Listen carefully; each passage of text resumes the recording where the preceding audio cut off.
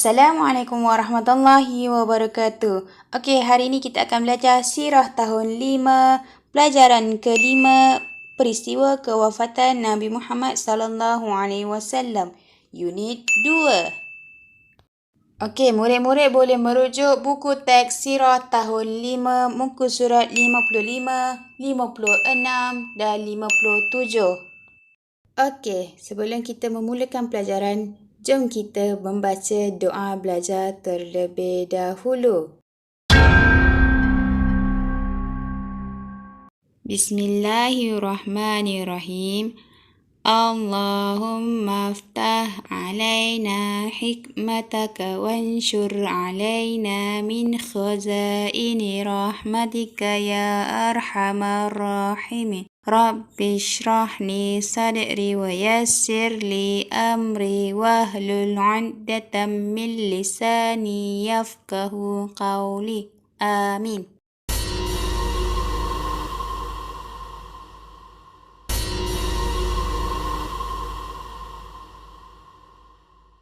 Ceritanya.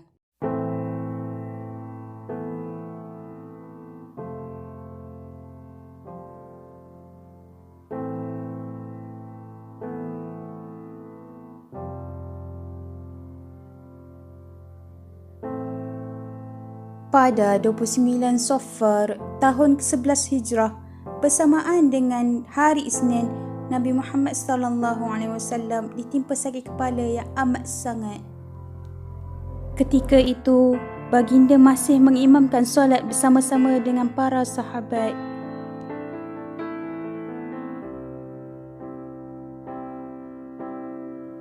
Pada saat-saat akhir sebelum kewafatan, baginda tinggal sepanjang masa menghabiskan hari-hari terakhir baginda di rumah Aisyah setelah dipersetujui oleh isteri-isteri baginda yang lain.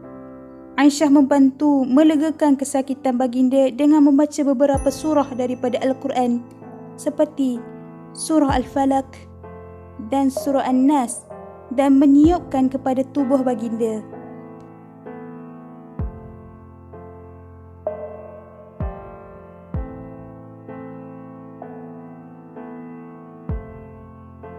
Lima hari sebelum kewafatan, setelah menunaikan solat zuhur, baginda telah berpesan kepada para sahabat supaya berbuat baik kepada orang-orang Ansar.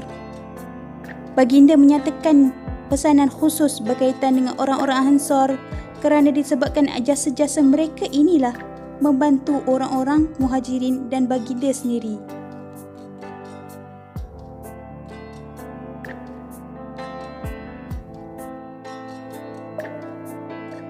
Keadaan baginda semakin tenat beberapa hari sebelum kewafatan. Pernah baginda jatuh pingsan beberapa kali setelah cuba berwuduk untuk menunaikan solat Isyak. Baginda tidak lagi berupaya untuk mengimamkan solat. Sebaliknya, meminta Saidina Abu Bakar As-Siddiq untuk menggantikan baginda. Abu Bakar As-Siddiq sempat menjadi imam beberapa kali ketika Rasulullah sallallahu alaihi wasallam masih hidup.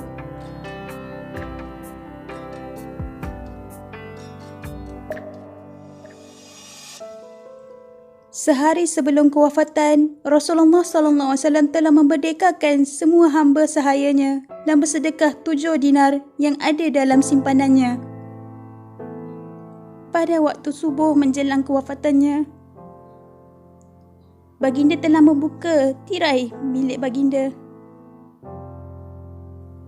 untuk melihat ke arah kaum muslimin yang sedang menunaikan solat subuh. Kaum muslimin hampir-hampir menghentikan solat mereka kerana gembira dengan kemunculan Rasulullah sallallahu alaihi wasallam. Namun, baginda mengisyaratkan supaya mereka meneruskan solat. Lantas, baginda menutup tirai dan tidak muncul lagi setelah itu.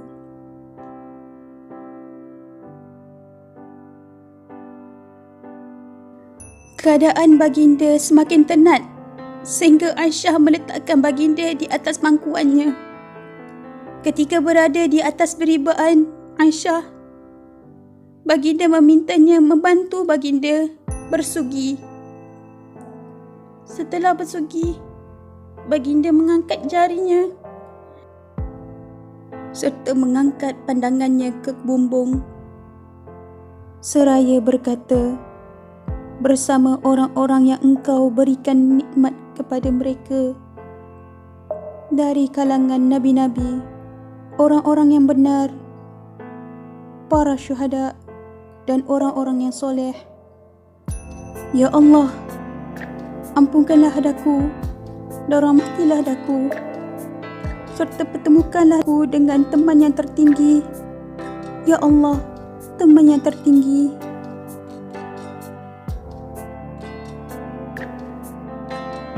Baginda mengulangi sebanyak 3 kali. Kemudian, tangan baginda terkulai layu dan baginda pun bertemu dengan Allah Subhanahu Wa Taala yang Maha Penyayang. Saat kematian baginda, matahari sudah meninggi pada hari Isnin 12 Rabiul Awal tahun 11 Hijrah. Usia baginda ketika itu adalah 63 tahun 4 hari.